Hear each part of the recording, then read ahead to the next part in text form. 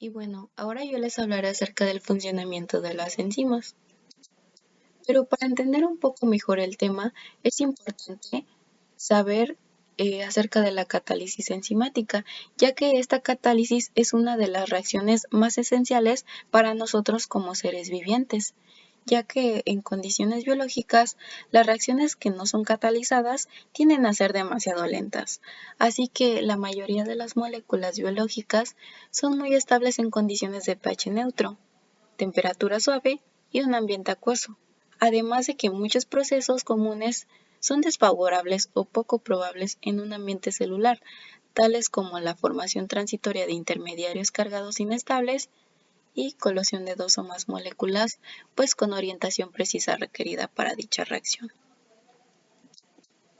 Y bueno, pongamos un ejemplo. En este caso será la digestión, ya que sabemos que inicialmente inicia el proceso en enviar señales nerviosas hacia el músculo para poder contraerlo e iniciar pues el proceso.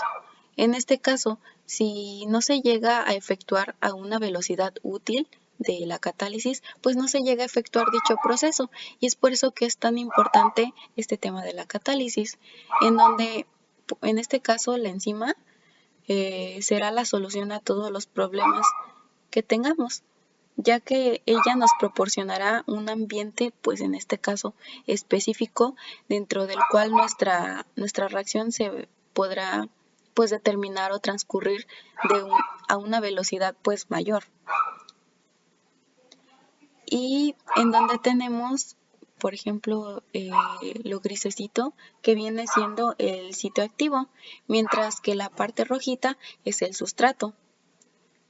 Finalmente, la superficie del sitio activo de la enzima, pues sabemos que está revestida con residuos de aminoácidos y con grupos sustituyentes que se llegan a unir al sustrato. Y pues en este caso, pues catalizan su formación química.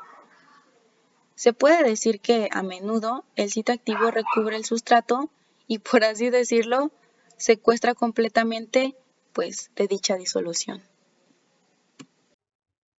Ahora vamos a presentarles acerca del tema de las enzimas alternan la velocidad de reacción, pero no los equilibrios. Cuando un catalizador es aquella sustancia que ayuda a aumentar la velocidad de reacción. Esto se lleva a cabo en en un equilibrio de reacción. Los catalizadores no van a perjudicar en esos equilibrios de reacción que se dan por la constante de equilibrio. En el diagrama de aquí que tenemos, aquí presente en arriba, representa una coordenada de reacción, que es el tipo de exotérmica. En esta reacción no va a haber ningún tipo de catalizador que va a influir en este tipo de procesos. Eh, bueno, donde la energía, bueno, aquí tenemos un tipo de energía de activación que es muy alta. Eso provoca que se tarde del pasar de un sustrato a un producto. Esta coordenada no se está siendo afectada por ningún tipo de catalizador, que ya lo había dicho. Para poder pasar de un sustrato a producto se necesita una energía requerida para poder seguir un alineamiento de los grupos reactivos de cada sustancia. También se necesita un tipo de energía para poder alinear las cargas inestables transitorias, un gran tratamiento de los enlaces y otras transformaciones para que la reacción pueda estar en ambas direcciones. Para ello se debe de pasar una barrera energética entre un sustrato y un producto, llamándolos a un nivel energético superior. Una energía de activación, para definir unos conceptos nuevos, es que una energía de activación es aquella energía que necesita para poder pasar un estado de transición. El estado de transición es una probabilidad de llevar a cabo a la cumbre una colina energética. Para las enzimas van a actuar como un catalizadores y con ello van a poder disminuir la energía de activación, aumentando la velocidad de reacción. Constando de tres tipos de estados de transición y dos intermediarios de reacción, que son los complejos enzima sustrato y enzima producto. Por ejemplo, aquí se representa muy sencillamente en el diagrama de acá abajo. Tenemos unas tres columnas de estado de transición. Tenemos una, dos y tres. Y dos, y tenemos también dos intermediarios de reacción, que son los complejos enzima sustrato y enzima producto. Para todo aquello que tenemos en la vida, las energías de activaciones son aquellas variables energéticas que van a ser propios para todos los organismos, puesto que la velocidad de reacción, si desciende, van a aumentar. No, para la velocidad de reacción desciende aumentar esa barrera. Sin ello, las macromoléculas podrían estar siempre espontáneamente a formar, siguiendo formando macromoléculas sencillas. Y eso no se puede llevar a cabo ciertos procesos metabólicos que serían importantes en los organismos. Sustratos o productos se describen por una constante de equilibrio, que sería constante, que sería la K. Los procesos bioquímicos se van a detonar por la constante de equilibrio prima, que sería igual a la concentración de productos sobre la concentración de sustrato. La constante prima de equilibrio se puede relacionar también con la energía de Gibbs, donde la energía de Gibbs sería igual a menos la constante de leyes de gases por la temperatura por el logaritmo natural de constante prima de equilibrio, donde la constante de equilibrio también se puede relacionar con estos procesos termodinámicos. Aquí en esta fórmula de energía libre de Gibbs relacionada con la constante de equilibrio, tenemos que la constante general de los gases se va a ser igual a 8.315 joules por sobre mol por kelvins, y la temperatura será una temperatura absoluta de 298 kelvins, que sería igual a 25 grados Celsius. La constante de equilibrio se la va a relacionar con el cambio de energía libre estándar global. En esta tabla se está relacionando mucho sobre cada valor de la constante de equilibrio por cada valor de energía de Gibbs. Entonces tenemos que si la constante de equilibrio es menor a 1 y entre 0 y a 1, la energía de Gibbs va a ser alta. Pero si la constante de equilibrio va a ser mayor a 1, la energía de Gibbs va a ser menor.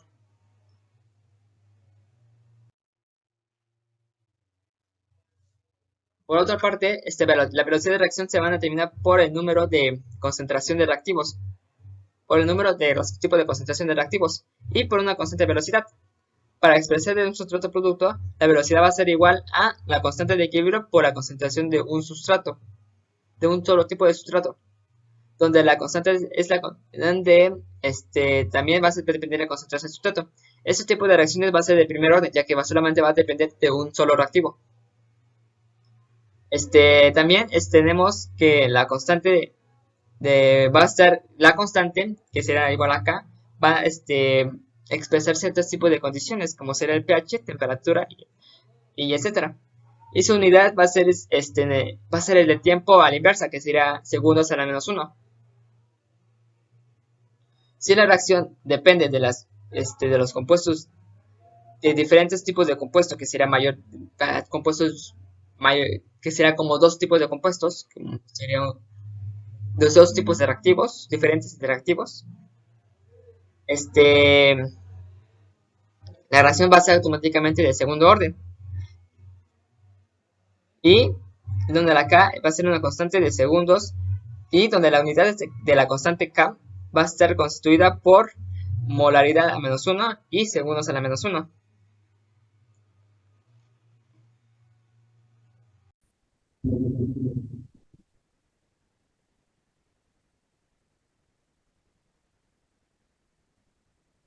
Bueno, yo les voy a estar hablando de los principios que explican el poder catalítico y la especificidad de las enzimas. Bueno, comenzamos.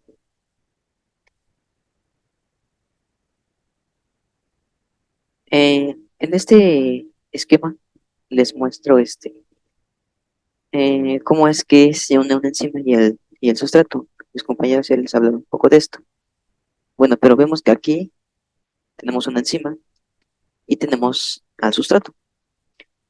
El sustrato se va a unir a la enzima, como en la siguiente imagen, y una vez uniéndose, pues van a trabajar y va a dar como resultado dos productos.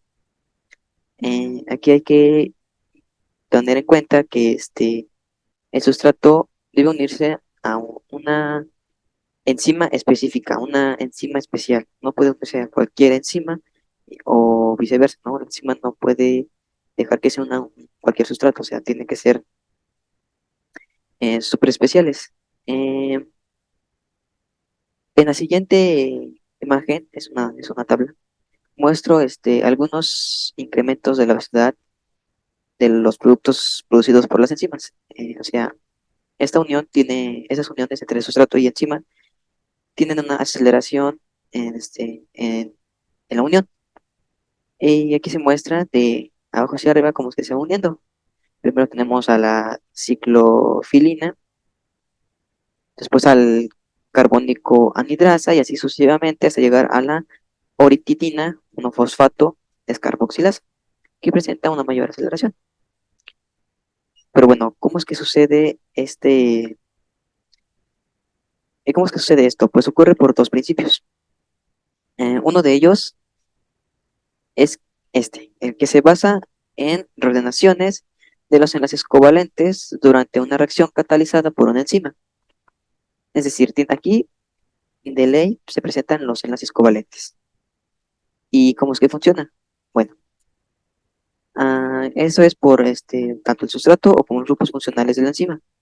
Por ejemplo, tenemos las cadenas laterales de los aminoácidos, tenemos los iones metálicos y las coenzimas, que estos van a ayudar a que ocurran eh, dos cosas. Que se formen enlaces covalentes transitorios con el sustrato para la reacción y que ocurra una transferencia transitoria de un grupo del sustrato a la enzima. O sea, es decir, en la siguiente imagen viene el sustrato, como había presentado, se une a la enzima, se va a unir por los enlaces covalentes y por medio por lo que se ha mencionado, y va a producir que haya una disminución en la activación y ocurra una aceleración en la reacción. Eh, y eso es con este tipo de que intervienen las relaciones de los enlaces covalentes. El otro principio es que eh, las interacciones no covalentes de la enzima son las interacciones no covalentes de la enzima y el sustrato. Pero vamos a ver por qué.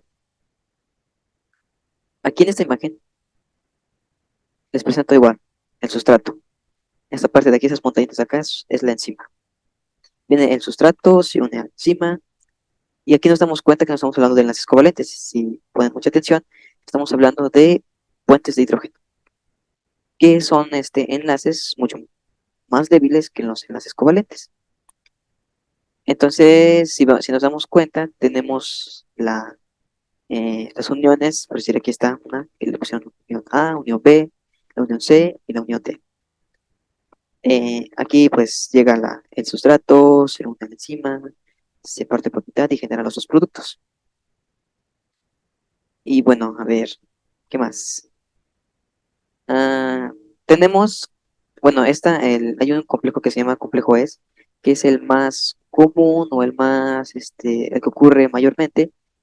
Igual aquí, así se alcancen a ver, tenemos el sustrato, se une a la enzima, se une específicamente con esos tipos de enlaces o de puentes de hidrógeno, enlaces de hidrógeno, y bueno, se unen específicamente a sus receptores, y eso que va a provocar, mami, cállate, estoy grabando.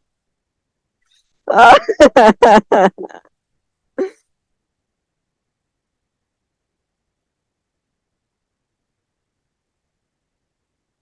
sí, sí, se dio.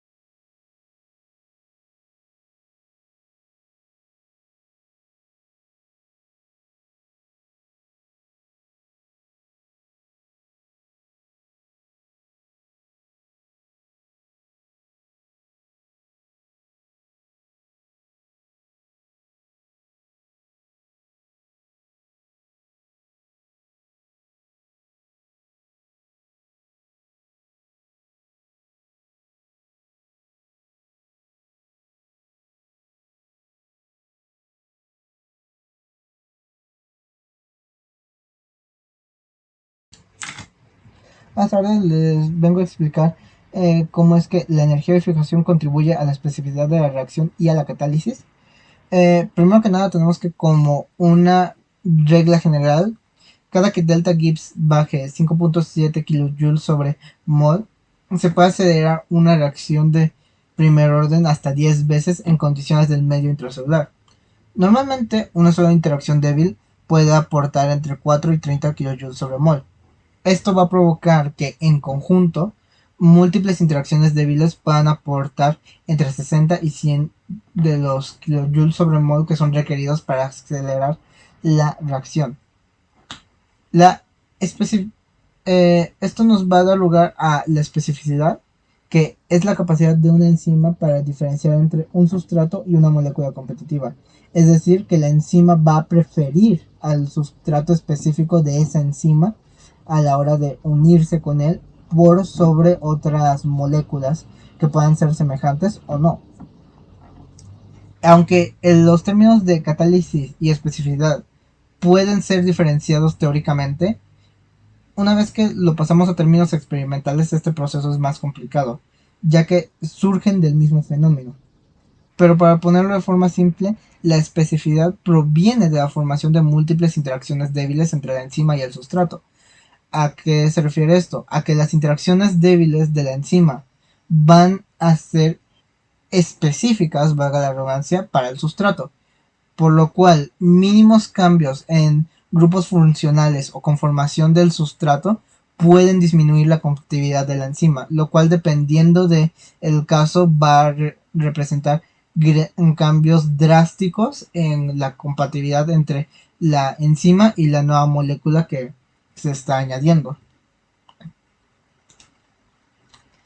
Un ejemplo que tenemos de la acción de las enzimas es la enzima glucolítica triosa fosfato isomerasa, que cataliza la conversión de gliceraldehído 3-fosfato y la dihidroxiacetona fosfato, donde en esta reacción se van a reordenar los grupos carbonilo e hidroxilo de los carbonos 1 y 2, y en esta reacción se ha observado experimentalmente que más del 80% de la velocidad de reacción proviene de las interacciones entre la enzima y el sustrato.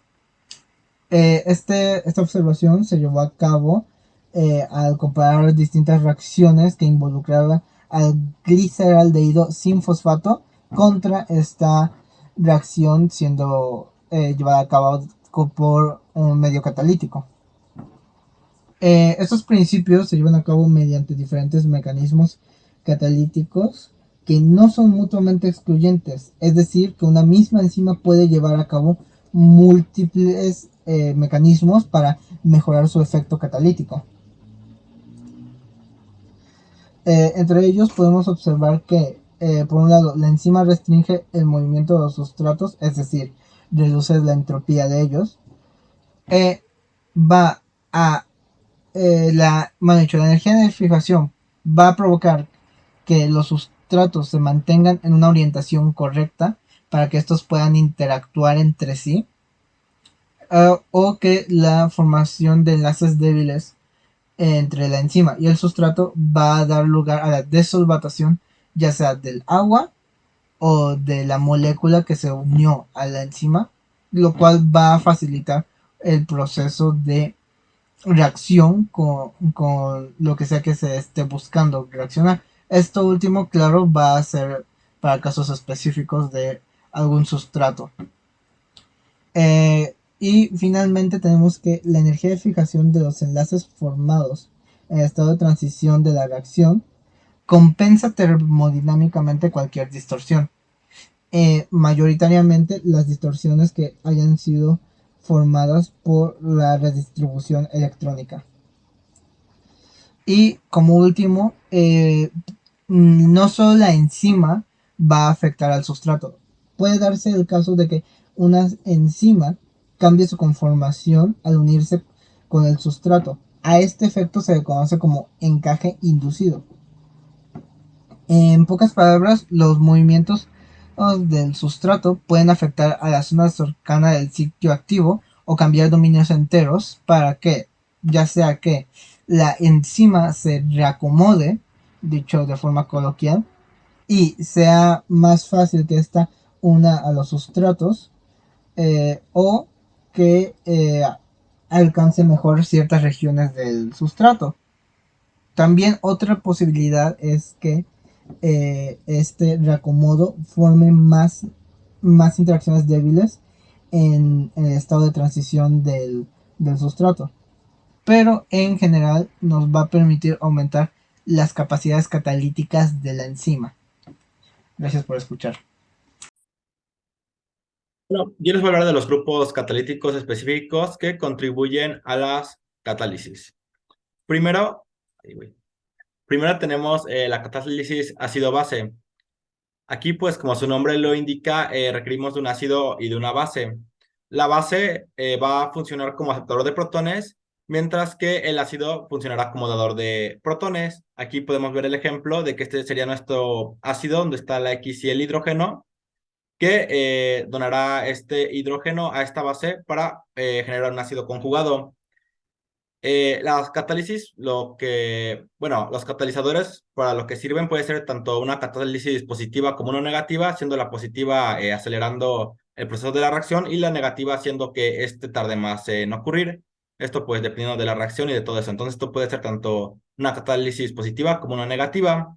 Esta a su vez, la catálisis ácido-base se divide en dos. La general, que es como la expliqué, donde se requiere de un ácido, y la específica, donde el dador de protones no necesariamente tiene que ser un ácido, sino que serían los iones que se producen a partir del agua, y pues ya no requeriría del ácido.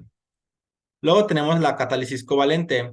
Aquí en el primer ejemplo lo que podemos ver es cómo ocurriría la reacción para disociar A y B, dándonos A más B, ¿no? Acá se disocia a partir de H2O, pero con la catálisis covalente lo que tendríamos nuestro catalizador, que en este caso sería la X igual, este rompería el enlace entre A y B, pero él enlazándose a A y desplazándose a B, para posteriormente ser disociado nuevamente por agua y tener átomos separados, igual pudiendo ser una catálisis positiva como negativa. Y por último tenemos la catálisis por iones metálicos. Estos pueden desempeñar distintas funciones. Pueden unirse a los sustratos de manera para orientarlos apropiadamente para que ocurra la reacción que buscamos, mediante reacciones de óxido de reducción a través de cambios reversibles en el estado de oxidación de los iones metálicos, o estabilizando electroestáticamente las cargas negativas, ya que sabemos que los iones metálicos generalmente tienen cargas positivas, como aquí podemos observar algunos iones metálicos que funcionarían para la catálisis por iones metálicos.